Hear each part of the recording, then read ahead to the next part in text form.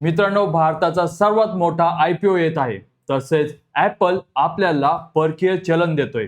IT सेक्टरला ॲसेंचरचा सर्वात मोठा भूकंप लागलाय आणि त्यामुळे मार्केट हे 607 पॉइंट्सनी क्रॅश झालेलं आहे. मित्रांनो, मी किरण कदम आणि तुमचं स्वागत आहे आजच्या पॉइंटेड चर्चामध्ये. तर मित्रांनो, विदाउट वेस्टिंग एनी टाइम सुरू करूया आजच्या बिझनेस न्यूज. आणि पहिली न्यूज आहे रिलायन्स जिओच्या आयपीओ बद्दल.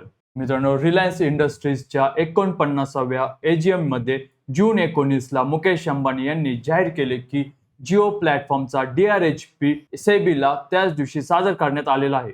या आयपीओ मध्ये 27 कोटी फ्रेश शेअर्स इश्यू होणार असून अंदाजे 25,000 कोटी रुपये उभारण्याचे लक्ष्य आहे.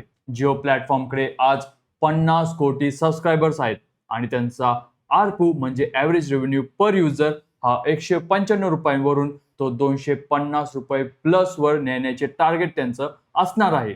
अंबानी यांनी सांगितले की हा आयपीओ रिलायन्स इंडस्ट्रीजच्या शेअर होल्डर्ससाठी सर्वात मोठी वेल्थ क्रिएशन संधी असणार आहे. मित्रांनो, रिलायन्सचे शेअर असतील तर होल्ड करा, कारण जिओ आयपीओ आधी रिलायन्स मध्ये मोठी व्हॅल्यू अनलॉक होण्याची शक्यता आहे. जिओ येण्यापूर्वी RIL स्ट्रॅटेजिक बाय बनू शकतो. तसेच मित्रांनो, जिओ आयपीओ हा पूर्णपणे फ्रेश इश्यू असणार आहे.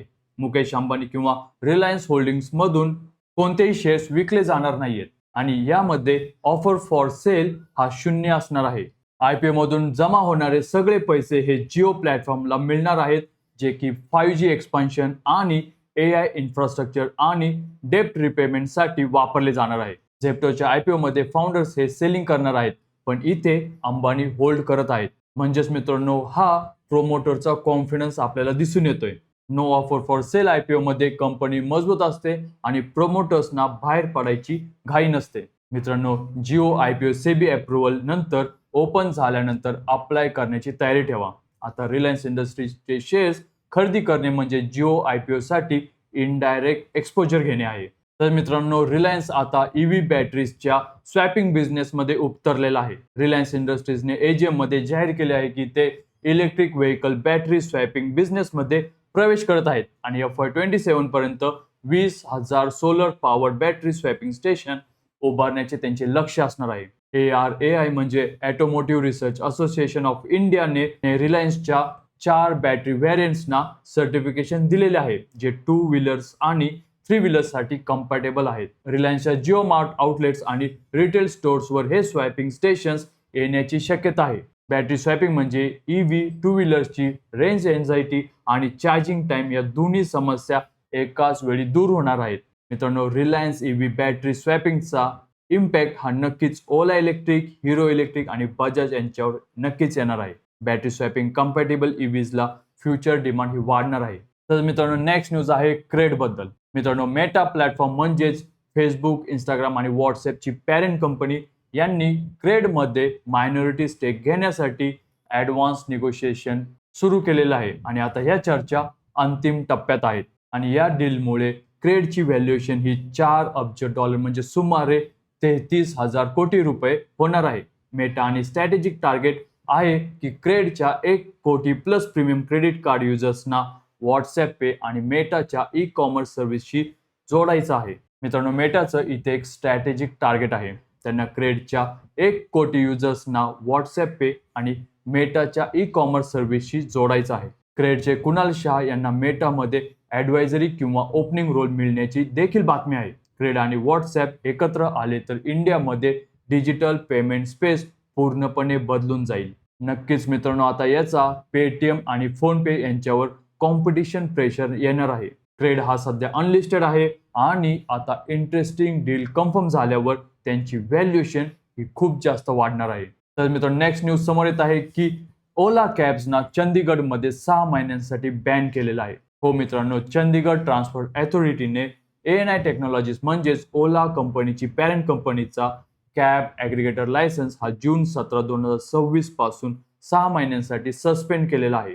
मित्रांनो, ओला कॅब्स बद्दल फेअर्स व्हायोलेशन बद्दल अनेक तक्रारी समोर येत आहेत आणि ड्रायव्हर्सकडे इन्शुरन्स नसते आणि जेव्हा पॅसेंजर तक्रारी रेज करतात तेव्हा त्यांच्यावर कोणतीही ॲक्शन ओला कॅब्सकडून होत नाही. या सर्व कारणांमुळे चंदीगड ट्रान्सपोर्ट अथॉरिटीने हा डिसिजन घेतलेला आहे. चंदीगडमध्ये ओला कॅब्सचे 500हून जास्त ऍक्टिव्ह ड्रायव्हर्स होते, जे आता रॅपिडो आणि उबरकडे नक्कीच वळतील. महत्वाचे म्हणजे ओला कॅब्स आणि ओला इलेक्ट्रिक या दोन पूर्णपणे वेगळ्या कंपन्या आहेत, म्हणून ओला इलेक्ट्रिक स्टॉकवर त्याचा डायरेक्ट इम्पॅक्ट हा काही होणार नाहीये. आणि मित्रांनो, नक्कीच ह्या न्यूजमुळे रॅपिडो आणि उबरला चंदीगडमध्ये डायरेक्ट बेनिफिट भेटणार आहे. रॅपिडोचा अनलिस्टेड शेअर हा इंटरेस्टिंग बेट आता बनत आहे.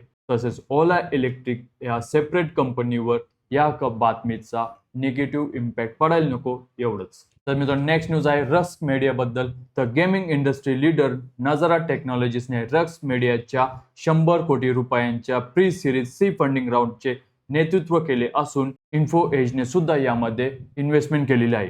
ही डील 18 जूनला अनाऊन्स झाली आणि रस्क मीडिया ही मराठी, हिंदी आणि अन्य रिजनल लँग्वेजमध्ये शॉर्ट फॉर्म कंटेंट क्रिएटरसाठी प्लॅटफॉर्म आहे, जी यूट्यूब शॉर्ट्स आणि इंस्टाग्राम रील्सला कम्पीट करते. प्लॅटफॉर्मवर आधीच 500हूनही जास्त कंटेंट क्रिएटर्स ऍक्टिव्ह आहेत आणि मंथली व्ह्यूज कोट्यावधींमध्ये जात आहे. इंडियामध्ये 60 कोटीहूनही जास्त रिजनल लँग्वेज इंटरनेट युजर्स आहेत, जे इंग्लिश नव्हे तर रिजनल कंटेंट प्रेफर करत आहेत. थोडक्यात मित्रांनो, नजारा टेक्नॉलॉजी हा रिजनल डिजिटल कंटेंटमध्ये मोठा बेट लावत आहे. इंडियन रिजनल लँग्वेज कंटेंटची डिमांड येणाऱ्या 5 वर्षांमध्ये 3 पटीने वाढणार आहे. त्यामुळे तुम्ही नजारा स्टॉक हा लॉंग टर्म साठी होल्ड नक्की करा, कारण हा स्टॉक आता इंटरेस्टिंग बनत आहे. तर मित्रांनो, नेक्स्ट न्यूज आहे एक्झिको बद्दल. ली ट्रॅव्हेन्यू टेक्नॉलॉजी म्हणजे एक्झिको यांनी यात्रा ऑनलाईनच्या 15 ते 20% स्टेक ॲक्विजिशन साठी निगोशिएशन्स मध्ये असल्याच्या बातम्या जून 19ला आलेल्या आहेत. जर ही डील पूर्ण झाली तर एक्झिको मेक माय ट्रिप नंतर इंडियामधील दुसरा लार्जेस्ट ऑनलाईन ट्रॅव्हल एजन्सी बनू शकते. 19 जूनला यात्रा ऑनलाईनचे शेअर्स हे BSE वरती 6% वाढले होते, पण BSE ने क्लॅरिफिकेशन मागितल्यानंतर एक्झिकोने ऑफिशियली कन्फर्म केलेले नाहीये. यात्राचे कॉर्पोरेट ट्रॅव्हल सेगमेंट एक्झिकोसाठी खूप मूल्यवान असणार आहे, कारण एक्झिको मुख्यतः ट्रेन बुकिंग्स आणि बजेट ट्रॅव्हलमध्ये स्ट्रॉंग आहे. इराण डील नंतर इंडियाचं ट्रॅव्हल मार्केट हे $30 बिलियन पर्यंत पोहोचणार आहे. त्यामुळे तुम्ही एक्झिको आणि यात्रा या दोन्ही स्टॉकला नक्की वॉच करा, कारण डील कन्फर्म झाल्यानंतर एक्झिकोमध्ये 15 ते 20% अपसाईड शक्य आहे. आणि अर्थातच मित्रांनो, इंडियामध्ये ट्रॅव्हल बूम ही सुरू झालेली आहे. तर मित्रांनो, नेक्स्ट न्यूज आहे स्विगी डायनोट बद्दल. तर स्विगी डायनोटने फायनान्शियल इयर 26 मध्ये पहिल्यांदाच पूर्ण वर्षाचा EBITDA हा पॉझिटिव्ह नोंदवलेला आहे. त्यांचा रेव्हेन्यू 375 कोटी रुपयेपर्यंत झालेला आहे आणि फायनान्शियल 25च्या तुलनेत 57.5% तो जास्त आहे. EBITDA मार्जिन हे ग्रॉस ऑर्डर व्हॅल्यूच्या 0.8% आहे, जो की छोटा आहे पण खूप सिग्निफिकंट माइलस्टोन आहे. स्विगीने 2022 मध्ये डायनआउटला 900 कोटींमध्ये बाय केले होते आणि 4 वर्षात त्यांना प्रॉफिटेबल सुद्धा करून दाखवले.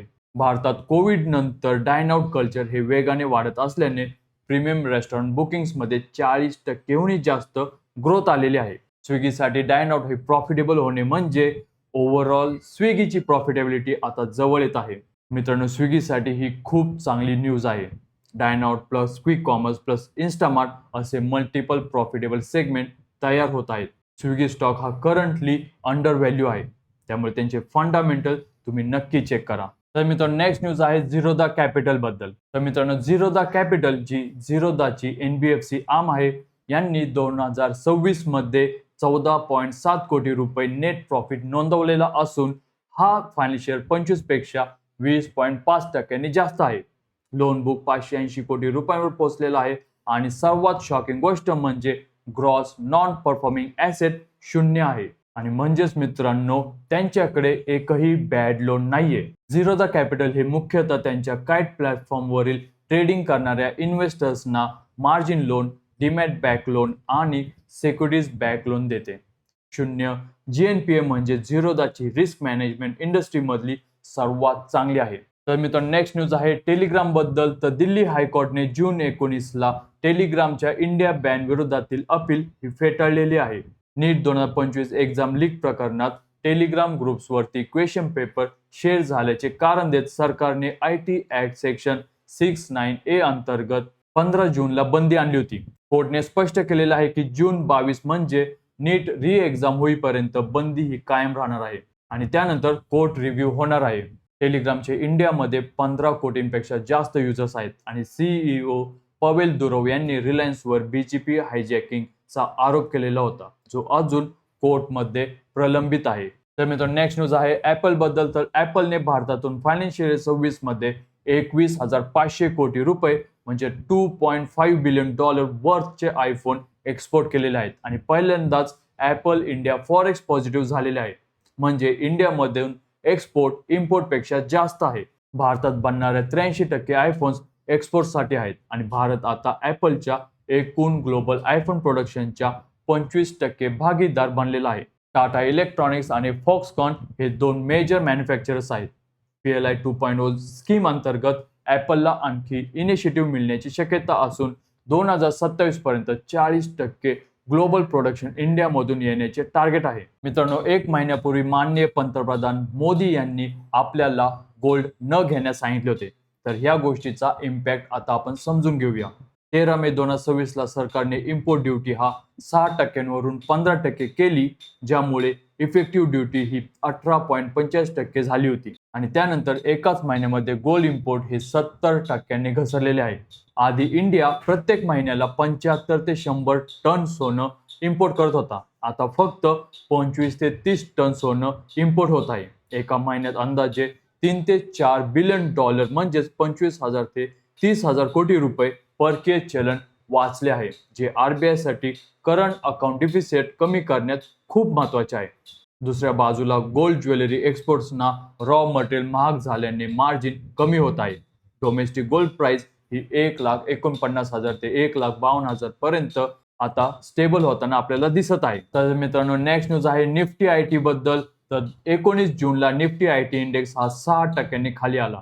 इन्फोसिस हा 7.4%, TCS हा 3%, एक्सेल टेक 2.5% आणि टेक महिंद्रा हा 2% निगेटिव्ह जाताना आपल्याला दिसलेला आहे. आणि कारण आहे ॲसेंचर. मित्रांनो, ॲसेंचरने Q3 FY26 मध्ये रेव्हेन्यू ग्रोथ गायडन्स हा 3 ते 5% वरनं 3 ते 4% केलेले आहे आणि US फेडरल गव्हर्नमेंट बिझनेसमध्ये स्लोडाऊन असल्याचे सांगितलेलं आहे. ॲसेंचरचा स्टॉक एकाच दिवशी 18% खाली आला, जे 2016 नंतरचे त्यांचे सर्वात मोठे सिंगल डे फॉल आहे. गोल्डमन सॅकने इंडियन IT सेक्टरसाठी फायनान्शियल इयर 27 आउटलुक वीक असल्याचे म्हटलेले असून TCS, Infosys Q1 FY27 result जुलैमध्ये येणार आहेत. गोल्डमन सॅकने इंडियन IT सेक्टरसाठी फायनान्शियल इयर 27 आउटलुक हा वीक असल्याचे म्हटलेले असून TCS आणि इन्फोसिसचे Q1 FY27 रिझल्ट हे जुलैमध्ये येतील. ते आता बघणं इंटरेस्टिंग ठरणार आहे. मित्रांनो, IT सेक्टरमध्ये आता पॅनिक सेलिंग आहे, पण लॉंग टर्म इन्व्हेस्टरसाठी हे अॅक्युम्युलेशन करण्याची अपॉर्च्युनिटी आहे. इन्फोसिस, TCS या ग्लोबली इम्पोर्ट करणाऱ्या कंपनीज आहेत. तर मित्रांनो, सध्या तुम्ही एक व्हायरल पोस्ट नक्कीच बघितलेली असेल. E20 पेट्रोल भरल्यानंतर गाड्यांना मुंग्या आणि मधमाशा लागलेल्या आहेत. तर चला तर मग डिस्कस करूया ही न्यूज किती खरी आहे. सोशल मीडियावर एका व्हायरल पोस्टने मित्रांनो दावा केलेला आहे की E20 पेट्रोलमुळे गाड्यांच्या फ्युएल कॅप जवळ मुंग्या येतात, कारण इथेनॉलमध्ये साखरेचे अंश आहेत. 17 जूनला BPCLने ऑफिशियल स्टेटमेंट जारी केलेला असून हा दावा सायंटिफिकली बेसलेस असल्याचे सांगितले आहे. BPCLने एक्सप्लेन केलेले आहे की फ्युएल इथेनॉलमध्ये डिनॅट्युरंट्स असतात जे इन्सेक्ट्सना रिपेल करतात. पेट्रोलचा पॉवरफुल स्मेल इथेनॉलला डॉमिनेट करतो आणि E20 हे कन्व्हेन्शनल पेट्रोलपेक्षा कमी वेपर इमिट करते. इथेनॉल ब्लेंडिंग इंडियाची एनर्जी इंडिपेंडन्स पॉलिसी आहे. 2030 पर्यंत E30 करण्याचे सुद्धा टार्गेट आहे. तर मित्रांनो, ती व्हायरल पोस्ट ही नक्कीच खोटी होती. मे बी त्या पेट्रोल कॅपला गोड पदार्थ काहीतरी लावलेला असावा, त्यामुळे मुंग्या आणि मधमाशा जवळ आलेल्या असाव्यात. पण ऍक्च्युअली सायंटिफिकली ही गोष्ट होणे पॉसिबल नाही. तर मित्रांनो, ह्या होत्या आजच्या बिझनेस न्यूज. तुम्हाला जर व्हिडिओ इन्फॉर्मेटिव्ह वाटला असेल तर व्हिडिओला नक्की लाईक करायचा आहे आणि तुम्हाला कोणती न्यूज जास्त आवडली ती मला कमेंट सेक्शनमध्ये नक्की सांगा, जेणेकरून मला अंदाजा येईल की ऑडियन्सला तुम्हाला कोणत्या प्रकारचे न्यूज जास्त आवडतात आणि तुम्हाला काय अपेक्षा आहेत. तर अशा इन्फॉर्मेटिव्ह न्यूजसाठी चॅनेलला सबस्क्राईब करायला विसरू नका. भेटूया पुढच्या व्हिडिओमध्ये. तोपर्यंत जय हिंद, जय महाराष्ट्र.